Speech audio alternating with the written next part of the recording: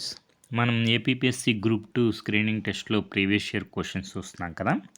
Next question చూద్దాం. Next question వచ్చి మనకి కాన్స్టిట్యూషన్‌లో ఒక ప్రొవిజన్ ఇచ్చారు.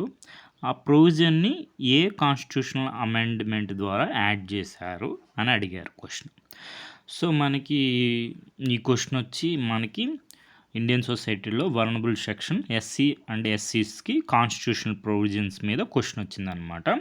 సో క్వశ్చన్ చూసుకుందాం. Which of the following constitutional amendments provided rights for making provisions in favour of the ఎస్సీస్ and STs for relaxation of qualifying marks in any examination or lowering the standards of evaluation and for reservation in matter of promotions to public services of the centre and the state.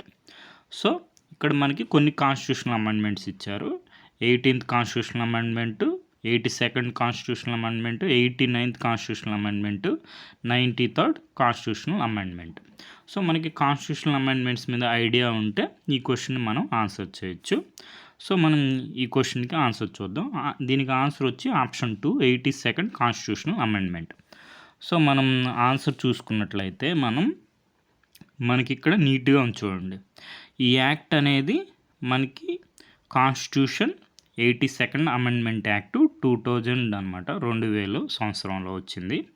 So మనకి ఈ constitution 82nd amendment యాక్ట్లో ఏముందంటే మనకి article 335ని amendment చేస్తున్నారు. ఏమని amendment చేస్తున్నారు? ఈ ప్రొవిజన్ని insert చేస్తున్నాం. ఆ ప్రొవిజనే మనకు క్వశ్చన్ ఇచ్చారు. Provided that nothing in this article shall prevent in making of any provision in favour of members of schedule caste and schedule tribes for relaxation in qualifying marks in any examination or lowering the standards of evaluation for reservation in matters of promotion to any class or classes of service or post in connection with the affairs of union or of a state. So as it is ఈ ప్రొవిజన్ని మనకి తీసుకొచ్చి క్వశ్చన్గా ఇచ్చారు. దీన్ని ఏ constitutional amendment ద్వారా add చేశారని question అడిగారు. మనకి 82nd amendment ద్వారా ఈ ప్రొవిజన్ని ఆర్టికల్ 335లో యాడ్ చేశారు. సో మనకి ఈ కాన్స్టిట్యూషన్ అమెండ్మెంట్ యాక్ట్ గురించి క్లియర్గా డీటెయిల్స్ ఉన్నాయి చూడండి. ఫస్ట్ ఇది 88th అమెండ్మెంట్ బిల్గా ప్రవేశపెట్టారు. ఇది కూడా ఇంపార్టెంటే. రాబోయే ఎగ్జామ్స్లో 88th అమెండ్మెంట్ బిల్లు దేనికి సంబంధించిందని క్వశ్చన్ అడగచ్చు. సో అప్పుడు కూడా మనకి relaxation of marks, lowering the standards SC STs కమ్యూనిటీస్కి, promotion so in state and మనకి యూనియన్లో కూడా. సో అది 88th అమెండ్మెంట్ బిల్లే 1999లోది. అది 82nd అమెండ్మెంట్ యాక్ట్గా మారింది 2000లో. సో ఇది మనకి సోర్స్ వచ్చి నేషనల్ పోర్టల్ ఆఫ్ ఇండియాలో మనకి నీట్గా 82nd అమెండ్మెంట్ అని కొడితే మనకి డీటెయిల్స్ అన్నీ వస్తాయన్నమాట. ఈ జడ్జిమెంట్స్ కూడా ఉన్నాయి చూడండి. ఈ జడ్జిమెంట్స్ కూడా ఇంపార్టెంటే, వీటి గురించి కూడా తెలుసుకోండి. S Vinod Kumar versus union of India. Next Indira Sahani case ఉంటుంది, అది కూడా చూసుకోండి. సో మనకి ఆన్సర్ వచ్చేసింది. ఈ ప్రొవిజన్ అనేది 82nd కాన్స్టిట్యూషనల్ అమెండ్మెంట్ ద్వారా మనకి ఆర్టికల్ 335లో యాడ్ చేశారు. సో మనకి మిగిలిన కాన్స్టిట్యూషనల్ అమెండ్మెంట్ కూడా చూసుకుంటే మనకి 18th కాన్స్టిట్యూషనల్ అమెండ్మెంట్ యాక్ట్ అనేది ఇది దేనికోసం, స్కోప్ ఆఫ్ ది సెంట్రల్ ట్యాక్సెస్ని వైడ్ చేసింది, డ్యూటీస్ని. సో మనకి ఇది ట్యాక్సెస్ రిలేటెడ్ అనమాట. సో మనకి ఎస్సీస్ అండ్ ఎస్టీస్ కమ్యూనిటీస్కి సంబంధించింది కాదు. సో మనకి ఆప్షన్ ఎలిమినేట్ అయిపోతుంది. నెక్స్ట్ మనకి 82nd కాన్స్టిట్యూషనల్ అమెండ్మెంట్ యాక్ట్ 2000 చూసుకుంటే మనకి ఇది relaxation qualifying marks, standard of evaluation, lowering both job reservation and promotion to schedule caste and schedule tribes. So ఇదే మనకి క్వశ్చన్ అడిగారనమాట. సో మనకి 89th చూసుకుంటే ఇది మనకి ఒక కొత్త ఆర్టికల్ని యాడ్ చేస్తుంది. 338 క్యాపిటల్ ఏ మనకి national commission for schedule caste and schedule ట్రైబ్స్ని బైఫర్కేట్ చేసి national commission for schedule tribes అనేది ఎస్టాబ్లిష్ అవుతుందన్నమాట. సో అది చూసుకోండి. అది 89th constitutional amendment act 2003. Next last option వచ్చి 93rd కాన్స్టిట్యూషనల్ అమెండ్మెంట్ యాక్ట్ 2005. ఇది ఎప్పుడు అంటే అమల్లోకి వచ్చిందంటే 2006లో వచ్చింది. ఈ ఇయర్ గుర్తుపెట్టుకోండి. సో మనకి ఇదేంటంటే మనకి రిజర్వేషన్ ప్రొవైడ్ చేస్తుంది admissions in private unaided educational institutions కూడా ఎవరెవరికి షెడ్యూల్ క్యాస్ట్కి షెడ్యూల్ ట్రైబ్స్కి అండ్ అదర్ బ్యాక్వర్డ్ క్లాసెస్ కూడా. అది 93rd కాన్స్టిట్యూషనల్ అమెండ్మెంట్ యాక్ట్ 2005లో వచ్చింది. 2006 నుంచి జనవరి 20 నుంచి అమల్లోకి వచ్చిందనమాట. సో మనకి దీనికి సోర్స్ వచ్చి లూసెంట్స్ జనరల్ నాలెడ్జ్ బుక్ అనమాట.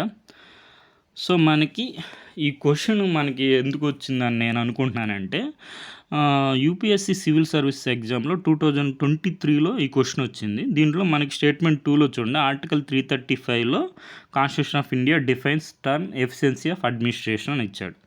సో మనకి ఇది యూపీఎస్సీలో ఒక థీమ్ అనమాట. కాన్స్టిట్యూషన్ డిఫైన్ చేస్తుంది అని చెప్తాడు, బేసిక్ స్ట్రక్చర్ కానీ ఆఫీస్ ఆఫ్ ప్రాఫిట్ కానీ ఇప్పుడు ఎఫిషియన్సీ ఆఫ్ అడ్మినిస్ట్రేషన్ ఇట్లాంటి స్టేట్మెంట్స్ ఇస్తాడు. అవన్నీ రాంగ్ అనమాట. అంటే కాన్స్టిట్యూషన్ అనేది మనకి బేసిక్ స్ట్రక్చర్ని డిఫైన్ చేయలేదు, ఆఫీస్ ఆఫ్ ప్రాఫిట్ని డిఫైన్ చేయలేదు, నెక్స్ట్ ఎఫిషియన్సీ ఆఫ్ అడ్మినిస్ట్రేషన్ కూడా ఆర్టికల్ 335లో డిఫైన్ చేయలేదు. నెక్స్ట్ ఆర్టికల్ 17లో అబాలిషన్ ఆఫ్ అన్టచబిలిటీ అని ఉంటుంది, అన్టచబిలిటీని కూడా కాన్స్టిట్యూషన్ డిఫైన్ చేయదు అనమాట. సో ఈ స్టేట్మెంటు రాంగ్. సో మనకి దీంట్లో ఆర్టికల్ 335 అనే దాని గురించి మనం చూసుకుంటే మనకి ఈ క్వశ్చన్కి ఆన్సర్ వచ్చి ఉండేది. ఇది ఎక్స్ప్లెనేషన్ చూసుకోండి. సో ఆర్టికల్ 335 కాన్స్టిట్యూషన్ ఆఫ్ ఇండియాలో మనకి చూసుకుంటే మనకి ఇక్కడ ఇన్సర్షన్ జరిగింది. ఆ ఇన్సర్షన్ జరిగింది అని నోట్లో ఉంచండి, constitution 82nd amendment act 2000. So ఆ ప్రొవిజన్ని మనకి క్వశ్చన్గా అడిగారు. సో మిగిలిన అదర్ కాన్స్టిట్యూషనల్ ప్రొవిజన్స్ కూడా తెలుసుకోండి ఎస్సీ ఎస్టీస్ కమ్యూనిటీస్ గురించి. 5th షెడ్యూల్స్లో వచ్చి మనకి provisions as to administration and control of scheduled areas and scheduled tribes, 5th schedule.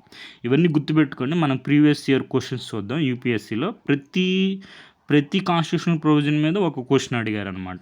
So 6th షెడ్యూల్లో వచ్చి provisions as to administration of tribal areas in states of Assam, Meghalaya, Tripura and Mizoram.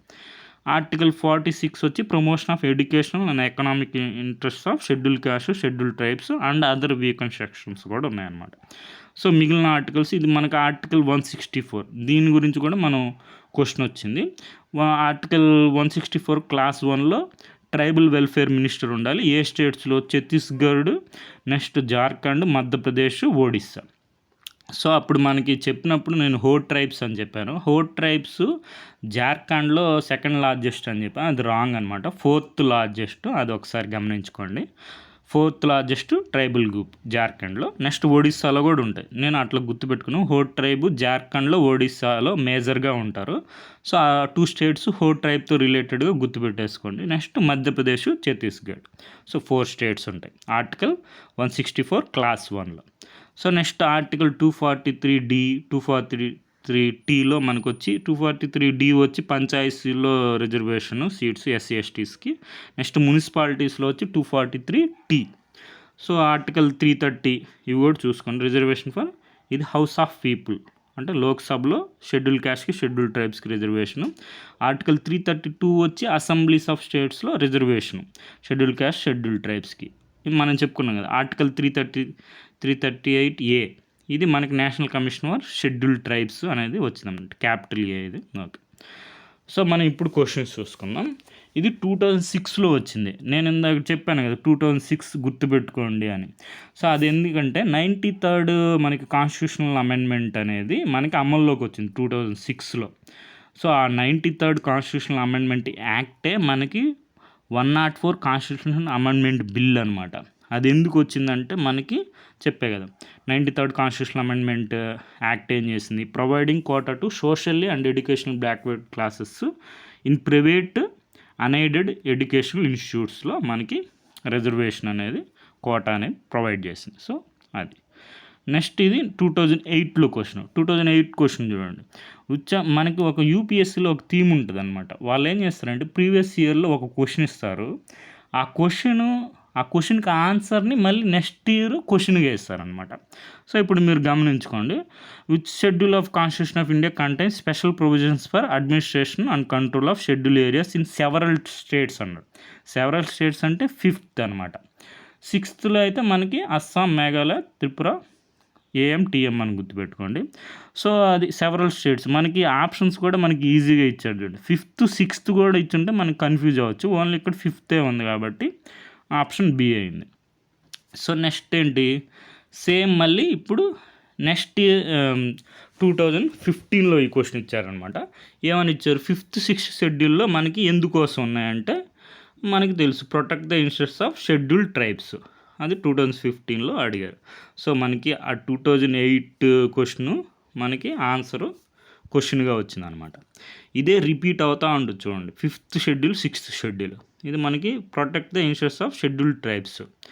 So next ఏంటి, మనకి constitution of ఇండియాలో transfer of tribal land private పార్టీస్కి mining కోసం transfer చేస్తే అది null and wide అని ఏ షెడ్యూల్లో చెప్పిందో అని క్వశ్చన్ వచ్చారు, 5th షెడ్యూల్. ఇప్పుడు ఈ ఆన్సర్ని తీసుకొచ్చి క్వశ్చన్గా ఇస్తారు next. So if the particular area is brought under 5th schedule of the constitution of India, which one of the following statement best reflects the consequence of it. ఏంటి, మనకి transfer చేయకూడదు land అనేది.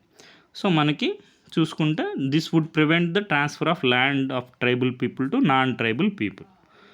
సో అది మనకి 5th షెడ్యూల్లో prohibit or restrict the transfer of land by or among members of schedule tribes in such area అని ఒక provision ఉంటుంది.